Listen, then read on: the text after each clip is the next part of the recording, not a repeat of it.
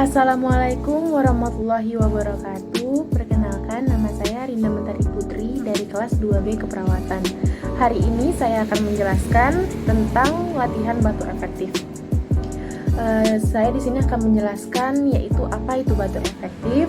Batuk efektif merupakan suatu metode batuk dengan benar, di mana klien dapat menghemat energi sehingga tidak mudah lelah dan dapat mengeluarkan dahak secara maksimal. Dan yang selanjutnya saya akan menjelaskan yaitu tujuan batuk efektif. Yang pertama yaitu tujuannya melatih otot-otot pernafasan agar dapat melakukan fungsi dengan baik. Yang kedua, mengeluarkan dahak atau seputum yang ada di saluran pernafasan. Dan yang ketiga, melatih klien agar terbiasa melakukan cara pernafasan dengan baik. Dan yang terakhir yaitu saya akan menjelaskan tentang cara teknik-teknik batuk efektif.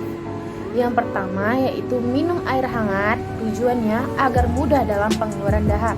Yang kedua, tarik nafas dalam 4-5 kali. Yang ketiga, pada tarikan selanjutnya, nafas ditahan selama 1-2 detik. Yang keempat, angkat bahu dan dada dilonggarkan serta batukan dengan kuat.